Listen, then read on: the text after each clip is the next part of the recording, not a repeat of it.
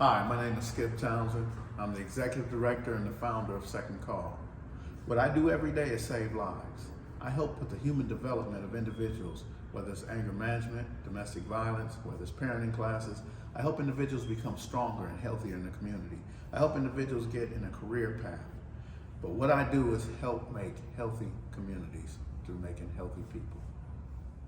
So here's the thing, some of the questions that children ask about the violence in the community and how it affects them is the fact that they can't walk to school. When they walk to school and they see teddy bears, they walk to school and they see candles and candlelight vigils, it affects them. It's a traumatic experience knowing the brothers, the children, or the sisters of the individuals who have been harmed.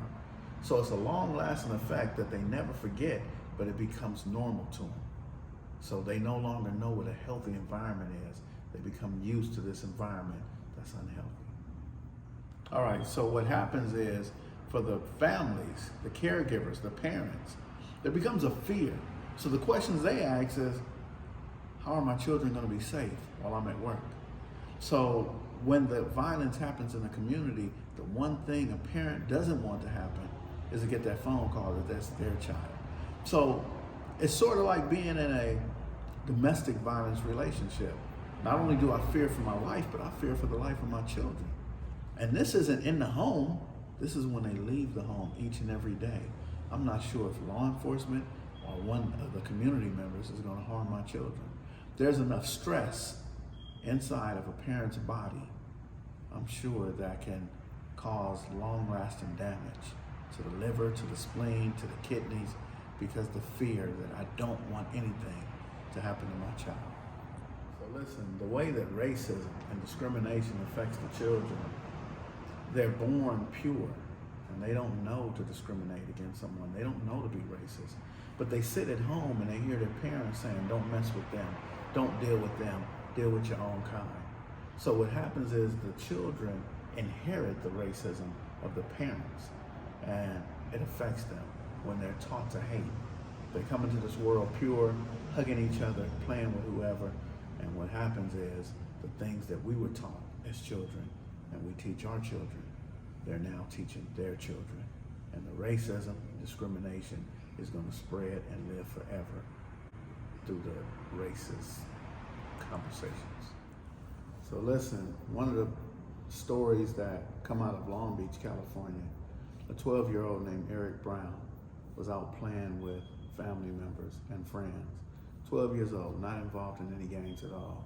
And some grown adults have come out shooting at the young kids, targeted the young kids, and they killed Eric Brown.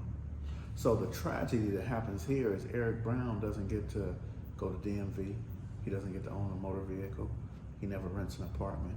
He never has a real girlfriend, never can have children, never filled out a W-2, never got employment, never got to live because of violence, because of racism. There are things that go on where people don't target the so-called gang member. They target anyone of that color, of that race. So Eric Brown lost his life, and how do you help the mother mourn? How do you help the father mourn, or the stepfather, when their child has been murdered? There's absolutely no words that can be said. You'll be all right. Yeah, God got you. All these things have no bearing and no meaning when a mother has had to bury her child.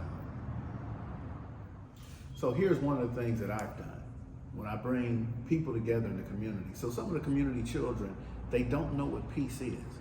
They were born into a war, and the war that they were born into happened way before them. You know, in Los Angeles, we have Crips and Bloods. We have a separation of East Side and West Side. So one of the ways that I've worked with the younger people is bring them together. Pizza, chicken, whatever it is, and I feed them. And in that feeding them, I hold conversations about what would it look like? What would it take to sit down with the guys on the other side of the street or the other side of the town that they normally don't get along with? And from that, they'll tell me the names of the people, and then I bring them all together, and we have a meal together, and I don't have an agenda. I just watch them talk to each other. And in watching them talk to each other, I'll see how they really have more in common than they know. And if I don't push my line, I don't push my agenda, what they'll do is they'll create peace amongst themselves. All I need to do is bring them together.